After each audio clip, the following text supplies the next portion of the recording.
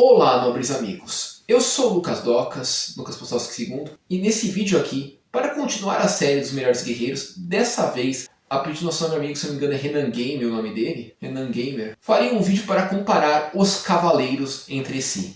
Uma vez que, sim, o cavaleiro provavelmente foi o melhor guerreiro que existiu de armadura pesada ao longo da história do mundo. Posteriormente a ele foi tudo pólvora e a armadura pesada parou de fazer sentido simplesmente, então ele sem dúvida foi. Porém, esse meu amigo fez uma ressalva muito grande, e eu achei muito interessante, por isso estou fazendo esse vídeo. Tá, mas e qual era o melhor cavaleiro entre eles? Porque havia muitos tipos de cavaleiros.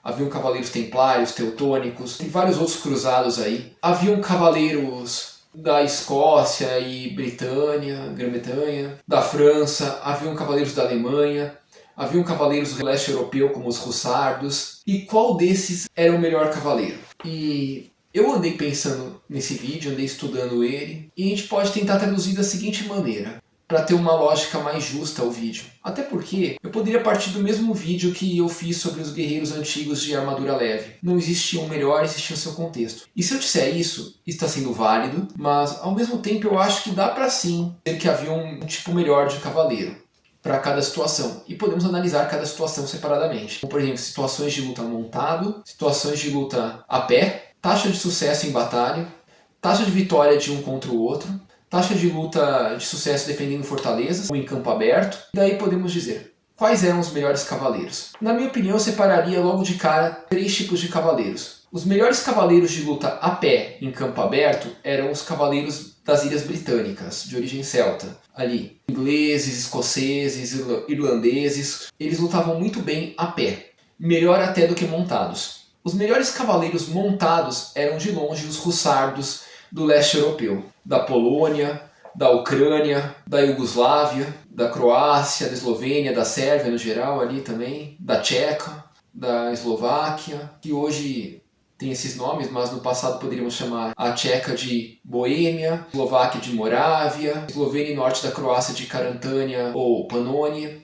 A Sérvia continuava sendo Sérvia, a Polônia seria a Commonwealth do Grã-Ducado Polônia e Lituânia, ou o Reino da Pomerânia, o Reino de Kiev-Rus também para a Ucrânia. Esses eram os melhores cavaleiros que lutavam montados. E um cavaleiro ocidental venceriam os Hussardos se você pegar a taxa de sucesso que eles tinham em batalha. E em termos de luta de fortaleza, podemos citar como os cavaleiros cruzados no geral. E esses eram os melhores defensores de fortaleza, ou de luta em castelo, em ambiente de castelo. Devido às cruzadas em si, obviamente, mas também a guerra que os cruzados tiveram contra os reis da França. Sim, não existe nada mais anticruzado, antitemplário do que o Império Francês.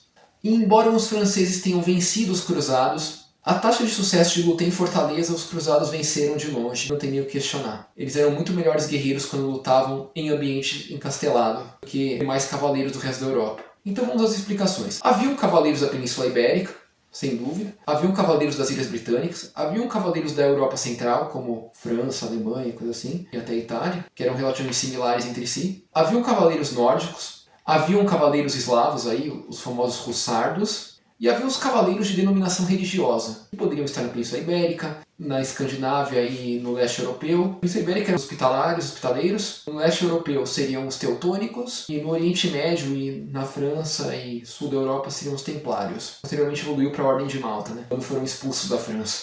E, basicamente, todos esses tipos de cavaleiros lutavam montados e não montados. E eu separei o critério de luta montada e luta não montada porque, óbvio que dá resultados muito diferentes. Porque os ingleses, quando lutavam montados, eles não eram lá grande coisa. Mas quando lutavam a pé, destacavam muito bem. Eles eram muito bons de fazer formações a pé, desmontados. Dominavam muito bem essas formações. E isso deriva muito até da ancestralidade viking que alguns ingleses possuem. Costume que eles aprenderam com os vikings de parede de escudo. Obviamente, quando falamos de cavaleiros do final da Idade Média, século XIV, assim, já estamos falando de cavaleiros com armadura de placa completa ou armadura brigadeiro, que são armaduras que já não dependiam de escudo. Então não faz sentido citar como parede de escudo. Porém, a formação militar agrupada, mesmo sem escudo, é muito boa para determinados contextos. E eles se deram muito bem com isso, uma vez que os franceses não dominavam tão bem essas técnicas de luta agrupada. Os ibéricos também não. E mesmo os eslavos, embora dominassem um pouco elas, não eram lá grande coisa nisso. se saíam muito melhor lutando montados, assim como praticamente todos os cavaleiros, com exceção dos escandinavos, também saíam bem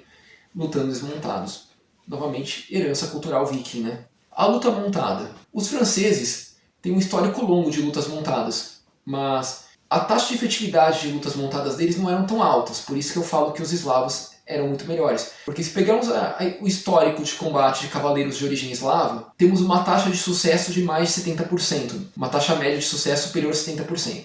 Não vemos isso em nenhum outro tipo de cavaleiro europeu que lutou montado. A taxa de luta montada dos eslavos era muito, mas muito eficiente. E isso devia ao fato de a maior parte dos cavaleiros medievais europeus fazerem cargas de cavalaria. Ou seja, juntar todo mundo e montar uma grande linha de lanças e sair todo mundo galopando lado a lado, como uma formação militar de barreira. Os eslavos não faziam isso com seus cavaleiros montados. Eles faziam o que chamamos de divisão, ataque fragmentado. Que, por sinal, isso era a arma mortal dos eslavos. Eles literalmente usavam da vantagem da cavalaria para ir atacando pequenos pontos fracos e vulneráveis do oponente, ao invés de tudo numa carga só. O que era muito mais eficiente, né? Uma vez que alguns cavaleiros distraíam enquanto outros realizavam o real ataque. Uma tática de luta que se assemelha até, inclusive, às técnicas de luta mongol. Uma vez que os eslavos foram povos que tiveram contato direto com os mongóis e hunos, coisa que o oeste europeu já não teve com tanta frequência e força. Então, essa efetividade dos eslavos dava muito isso, a ideia de divisão, distração, aproveitar o momento certo e atacar no ponto certo, e não ficar numa luta de força. Até porque essas lutas de forças levaram os franceses a derrotas contra os ingleses. Os franceses também tentavam carga de cavalaria contra guerreiros a pés em formações defensivas, e ferravam no processo. Os espanhóis, embora tivessem efetividade contra os mouros e árabes nessas cargas de cavalaria, nas lutas que eles tiveram contra os franceses, perderam praticamente tudo dessa maneira também. Os povos da Alemanha perderam guerras contra eslavos da mesma maneira. Uma carga de cavalaria só, a linha de hussários ia lá e se dividia, matavam meia dúzia no meio e sofriam ataques por trás ou pelas laterais. Então, a ideia de carga de cavalaria não se mostrou uma coisa muito eficiente ao longo da história, embora ainda seja muito romantizada pelos fãs da cavalaria de hoje. Então, por isso, os eslavos acabam sendo os melhores cavaleiros montados. E quanto à proteção de fortes, olha, os eslavos lutavam bem em fortificações? Lutavam, mas seu grande destaque de lutas foram em ambientes abertos, como cavalaria. Os ingleses lutavam bem em ambientes de fortes? Lutavam. Também é marcante, foram bons guerreiros em lutas de fortes. Os franceses lutavam bem também? Lutavam. Os espanhóis também lutavam bem em ambientes de fortes? Lutavam. Os alemães também? Também. Mas agora eu falo dos templários especificamente, porque os templários lutaram muito bem contra os franceses. Uma vez que os franceses tinham vantagem contra eles, numérica, e vantagem territorial, vantagem de abastecimento, suprimentos, na guerra contra os cruzados que ocorreu na França, quando o rei Luís acusou os templários de serem hereges. Forjou seu próprio papa também para alegar que a igreja estava contra eles agora. Aquela série Nightfall da Netflix é muito boa sobre isso, fala muito bem sobre esse assunto. E, enfim, os templários obviamente perderam, porque não tinham como vencer essa guerra. Eles estavam numa desvantagem muito grande. Obviamente não tinham como vencer essa guerra porque estavam numa desvantagem muito grande. Mas ainda assim fizeram o seu estrago, lutaram bem. E lutaram bem porque aprenderam a lutar muito bem em ambiente encastelado. E quando eu falo lutar em ambiente encastelado, a gente fala, é muito fácil defender uma fortificação. É lógico que é. Difícil é racionar comida, racionar água, racionar recursos, e ver o inimigo te cercando por meses e anos à sua volta. E os templários, com a Guerra das Cruzadas, aprenderam a lidar muito bem com isso. Coisa que os hospitaleiros já não eram tão bons, e os teutônicos então já eram quase uma negação perto dos templários. Tanto é que acabaram perdendo guerras para reis e líderes eslavos, e depois os próprios teutônicos acabaram sendo submetidos a reinos eslavos, aí, como o reino da Pomerânia. Já os templários demoraram muito para perder para os franceses, porque aprenderam muito a resistir encastelados. Então eu diria que esses eram os melhores cavaleiros de cada coisa. Os templários por essa perseverança toda na luta encastelada, os eslavos por essa taxa de sucesso em lutas montados, os ingleses também por sua taxa de sucesso em lutas mais corpo a corpo, mais em formação em pé e não tanto montados. Agora vamos falar um pouco sobre cada tipo de cavaleiro para a gente entender a diferença entre eles. Vamos começar pelos cavaleiros ibéricos, espanhóis e portugueses. Esses eram cavaleiros que, no final da Idade Média, já usavam armaduras pesadas, embora nunca tenham chegado a usar armaduras tão pesadas quanto a dos franceses, alemães, ingleses ou nórdicos, até porque o próprio clima ibérico não permitia tal coisa.